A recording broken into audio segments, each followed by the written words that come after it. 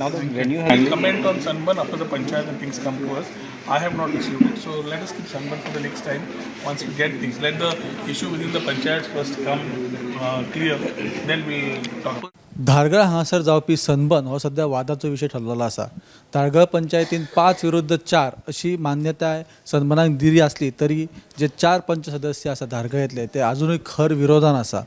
हेचेर उलयतना पर्यटन मंत्री रोहन खंवटे यांनी आयज एका कार्यक्रमा उपरांत उलयतना सांगले की सध्या जो सनबर्नचो इशू चालू आसा तो धारगळ पंचायतीचो आसा. त्यांचो अंतर्गत विषय जो आसा हो अंतर्गत विषय अजून सुटोंक ना.